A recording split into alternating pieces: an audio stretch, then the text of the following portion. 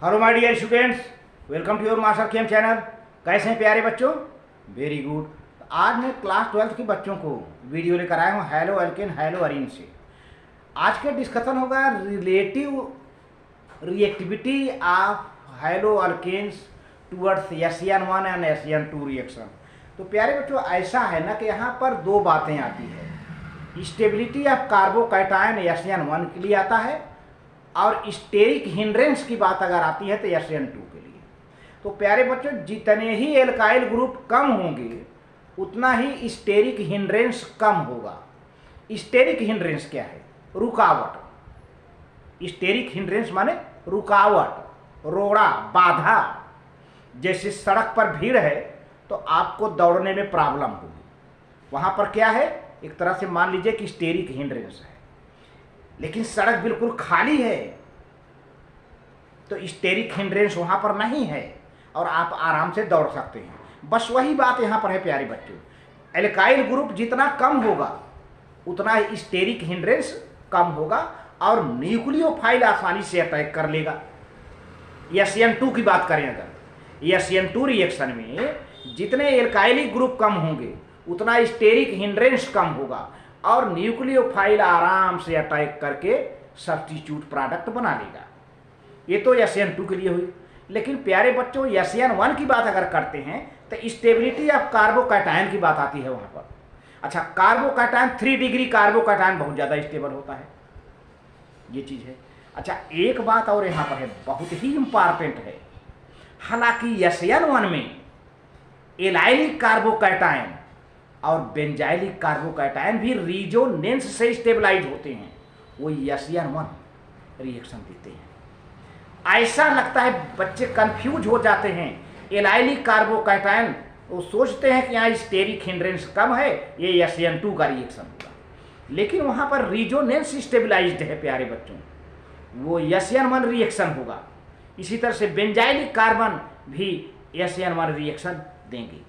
बहुत बढ़िया है, इसका मैं पूरा रिप्रेजेंटेशन के साथ रिएक्शन देता हूँ, पूरी रिप्रेजेंटेशन के साथ। और ये रिएक्शन कंपैरेटिव रिएक्शन आया हुआ है बोर्ड में, एक बार नहीं दसियों बार। इसको खूब आमने सामने रख करके खूब अच्छे से स्टडी कर लीजिए।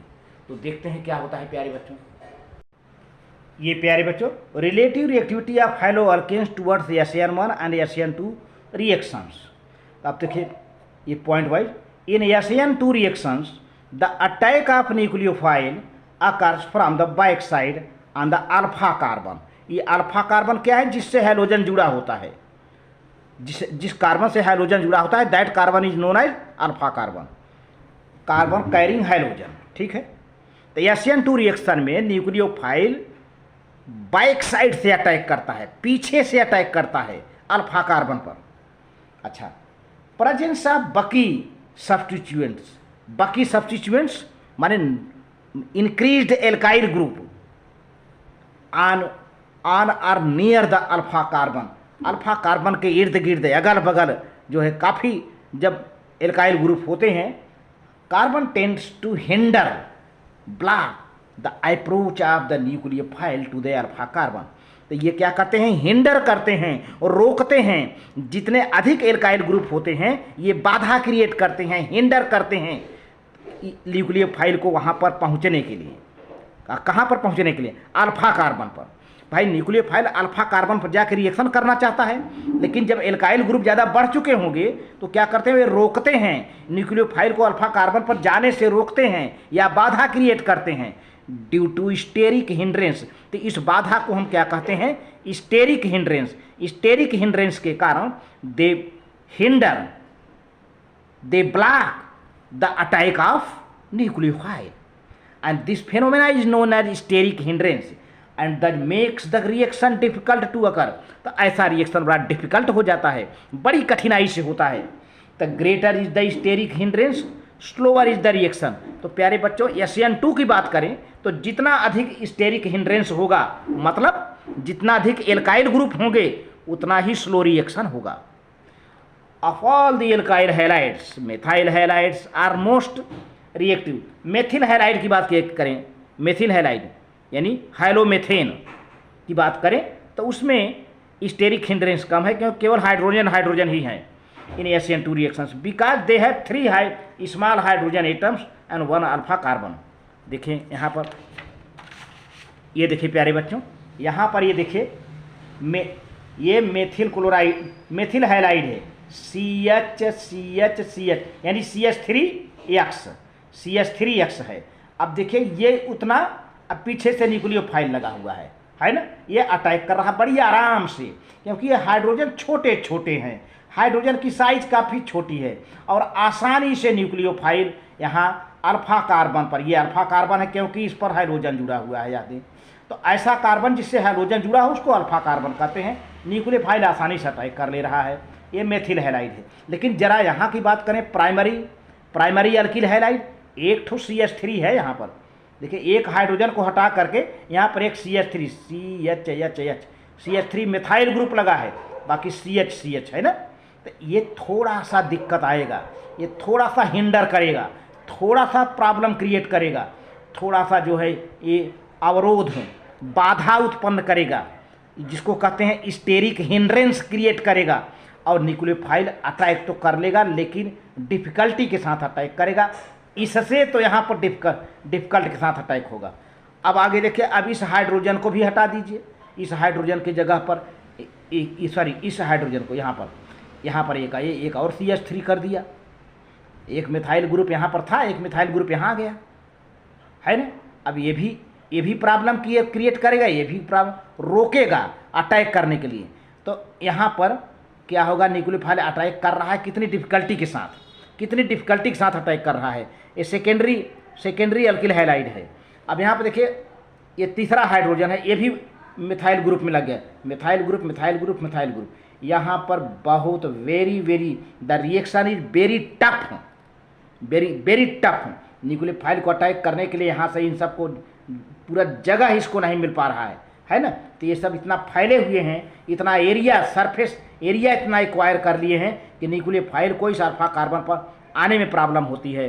तो इस तरह से सबसे आसानी से अटैक यहाँ पर होगा मेथिल हैलाइड है, इसके बाद एथिल हैलाइड, इसके बाद क्या है आइसोप्रोपिल हैलाइड, सब टर्सी। तो जैसे जैसे ये अल्काइल ग्रुप बढ़ता जा रहा है वैसे स्टेरिक हिंड्रेंस बढ़ती जाएगी। अच्छा, अब SN1 रिएक्शन की बात करें तो यहाँ पर कार्बोकैटायन की बात उठती है। यहाँ पे टर्शियरी कार्बन जो है बहुत रिएक्टिव होता है और न्यूक्लियोफाइल आगे से भी और पीछे से भी दोनों साइड से अटैक करता है प्यारे बच्चों, ये बहुत ही इंपॉर्टेंट बात है। SN1 रिएक्शन में न्यूक्लियोफाइल बैक साइड से और फ्रंट साइड से दोनों से अटैक कर लेता है। But in SN1 reactions carbocations are the intermediate, therefore greater is the stability of the carbocation, more easily it is formed and faster will be the rate of the reaction। तो प्यारे बच्चों, अगर SN1 reaction की बात किया जाए, SN1 reaction की बात किया जाए तो कार्बोकैटायन इंटरमीडिएट बनता है, और जितना अधिक कार्बोकैटायन का स्टेबिलिटी होगा उतना फास्ट रिएक्शन होगा SN1 का। तो स्टेबिलिटी ऑफ कार्बोकैटायन देखिए 3 डिग्री है, 3 डिग्री कार्बोकैटायन मोर स्टेबल है, then 2 degree, then 1 degree, then methyl carbocation है ना। तो आप देखिए सबसे ज़्यादा 3 डिग्री कार्बोकैटायन है, तो SN1 में क्या होगा, 3 डिग्री कार्बोकैटायन सबसे ज़्यादा रिएक्टिव होगा। यानी SN1 का रिएक्शन SN2 से बिल्कुल उल्टा दिख रहा है ना। The reactivity of alkyl halide towards SN1 reaction decreases in the same order. देखिए, tertiary alkyl halide more reactive in SN1, secondary alkyl halide, then primary alkyl halide, then methyl halide. The reactivity of alkyl halide towards SN2 and SN1 reactions follow the opposite directions. देखिए यहाँ पर ये है, ये तीनों type का alkyl halide मैं लिखा हूँ। ये टर्शियरी अल्किल हैलाइड है CRRRX है ना, CR-R सेकेंडरी है, ये CH2R प्राइमरी है, और ये मेथिल हैलाइड है ना। ये टर्शियरी है, 2 डिग्री है, 3 और ये 1 डिग्री है, और ये मेथिल हैलाइड है। और ये एरो बना है इधर की ओर, और ये एरो बना है इधर की ओर, यहाँ पे लिखा है SN2। तो टर्शियरी से देखा जाए तो रिएक्टिविटी प्यारे बच्चों टर्शियरी की कम होती है SN2 में, SN2 में टर्शियरी की कम होती है, सेकेंडरी की थोड़ा ज़्यादा बढ़ जाती है, प्राइमरी की और ज़्यादा बढ़ जाती है, और मेथिल हैलाइड की और ज़्यादा। तो सबसे ज़्यादा रिएक्टिव मेथिल हैलाइड की होती है, रिएक्टिविटी इंक्रीजेज SN2 में। लेकिन अब यही उलट दीजिए, SN1 में कार्बोकैटायन की बात आती है, तो सबसे ज़्यादा रिएक्टिव कौन हो गए प्यारे बच्चों? ये 3 degree carbocation, 2 degree carbocation, 1 degree carbocation, then methyl cation, methyl cation. ये है, ये पूरा देख लीजिए, बहुत ज़रूरी है, इसको नोट कर लीजिएगा, एक दूसरे के अपोजिट हैं ये।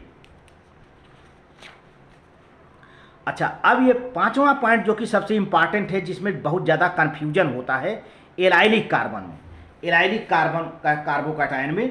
तो यहाँ पर एलाइलिक कार्बोकैटायन SN1 रिएक्शन देंगे, लगता है कि SN2 देंगे, लेकिन SN1 देखिए।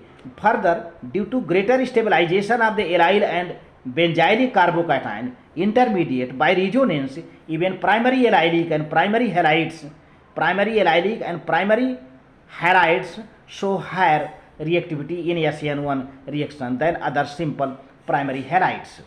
देखिए ये CH2 double bond CH single bond CH2, ये एलाइलिक कार्बन है। ये कौन सा कार्बन है प्यारे बच्चों? एलाइलिक, एलाइलिक कार्बन है ये, और इस पर प्लस चार्ज है, तो एलाइलिक कार्बोकैटायन हुआ ये। अब होता क्या है प्यारे बच्चों, यहाँ का एक बॉन्ड का इलेक्ट्रॉन यहाँ आ जाता है, चूँकि पॉजिटिव चार्ज है, तो यहाँ डबल बॉन्ड बन जाता है, और यहाँ सिंगल बॉन्ड, यहाँ पर पॉजिटिव चार्ज आता है ना। दोनों एक दूसरे के रिजोनेंस स्टेबलाइज हैं, रिजोनेंस स्टेबलाइज हैं। ये SN1 रिएक्शन होगा, क्योंकि स्टेबलाइज है ना, ये कार्बोकैटायन स्टेबलाइज हैं, 3 डिग्री कार्बोकैटायन की तरह ये भी स्टेबलाइज हैं, इसलिए ये SN1 रिएक्शन देंगे। अब बेंजाइलिक कार्बन की बात करें प्यारे बच्चों, उसी तरह से है, बेंजाइलिक कार्बन उसी तरह से है। देखिए ये benzylic carbon, this carbon is called benzylic carbon, benzylic carbon. अब प्यारे बच्चों यहाँ पर देखिए सिंगल बॉन्ड है, यहाँ कार्बन प्लस चार्ज है। अब ये इलेक्ट्रॉन यहाँ से आ जाता है, तो क्या होगा, यहाँ पर पॉजिटिव चार्ज आ गया। अब इस पॉजिटिव चार्ज को मेंटेन कर ले के ये इलेक्ट्रॉन यहाँ आता है, तो यहाँ डबल बॉन्ड बन जाता है, और यहाँ पॉजिटिव चार्ज आ जाता है। अब जब यहाँ पॉजिटिव चार्ज आ गया प्यारे बच्चों, तो ये इलेक्ट्रॉन यहाँ आता है और डबल बॉन्ड बनाता है, तो यहाँ पर पॉजिटिव चार्ज आ जाता है। अब जब यहाँ पर पॉजिटिव चार्ज आ गया, जब यहाँ पर पॉजिटिव चार्ज आ गया ये यहाँ से, ठीक है प्यारे बच्चों, तो क्या होगा कि अब यहाँ पे देखिए, जब इलेक्ट्रॉन यहाँ पर आया तो यहाँ डबल बॉन्ड बन गया। यहाँ भी देखिए, जब इलेक्ट्रॉन यहाँ पर आया तो यहाँ डबल बॉन्ड बन गया, ये CH2 पर डबल बॉन्ड बन गया। हम फिर से बता दे रहे हैं, देखिए ये इलेक्ट्रॉन यहाँ आ रहा है, ये सिंगल बॉन्ड था, तो यहाँ डबल बॉन्ड बन गया, यहाँ पर पॉजिटिव चार्ज आ गया, ठीक है। अब इस पॉजिटिव चार्ज को मेंटेन करने के लिए ये इलेक्ट्रॉन चल पड़ा, तो यहाँ पर डबल बॉन्ड पड़ गया, और यहाँ पर पॉजिटिव चार्ज आ गया। अब इस पॉजिटिव चार्ज को मेंटेन करने के लिए ये इलेक्ट्रॉन खिसक गया यहाँ पर, यहाँ डबल बॉन्ड बनाया, तो यहाँ पर पॉजिटिव चार्ज आ गया, मैं यहाँ पहुँच गया हूँ, यही पॉजिटिव चूँकि आ रहा है ना, ये पॉजिटिव चार्ज आ गया। अब इस पॉजिटिव चार्ज के लिए मेंटेन करने के इलेक्ट्रॉन फिर यहाँ चला, इस पॉजिटिव चार्ज को इलेक्ट्रॉन देने के लिए यहाँ से चला, और ये यहाँ पर डबल बॉन्ड बन गया, और ये जैसे था देखिए यहाँ पर पॉजिटिव चार्ज अब क्रिएट हो गया, पॉजिटिव चार्ज क्रिएट हो गया। इस तरह से ये 1 2 3 4 5 ये रिजोनेंस स्टेबलाइज हैं, तो ये भी SN1 रिएक्शन देंगे। बेंजाइलिक कार्बोकैटायन, जी हाँ, benzylic carbocation the methyl and primary alkyl halide predominantly undergo substitution by SN2 mechanism. Methyl की बात करें और प्राइमरी अल्किल हैलाइड की बात करें, ये तो SN2 रिएक्शन देंगे, प्राइमरी अल्किल हैलाइड होंगे, प्राइमरी अल्किल हैलाइड और मेथाइल, क्योंकि वहाँ स्टेरिक हिंड्रेंस कम होगा। लेकिन वेयर एज टर्शियरी की बात करें, tertiary alkyl halide undergo substitution by SN1 reaction. Tertiary की बात इसलिए किया जा रहा है कि टर्शियरी कार्बोकैटायन बनाएगा, और टर्शियरी कार्बोकैटायन ज़्यादा स्टेबल होता है, SN1 रिएक्शन देगा मैकेनिज्म। अब आते हैं secondary alkyl halide and primary allylic and primary benzylic halides में react predominantly either by SN1 or SN2 mechanism, है ना। सेकेंडरी अल्किल हैलाइड की बात करते हैं और primary allylic, primary benzylic halide, ये क्या कर सकते हैं कि SN1 रिएक्शन देते हैं और कभी कभी SN2 रिएक्शन भी दे देते हैं। By both mechanism depending on the nature of the nucleophile and solvent कैसा है, इसको डिपेंड करते हुए। इस तरह से प्यारे बच्चों, वीडियो अच्छा लगे तो लाइक करके सब्सक्राइब कर देना, शेयर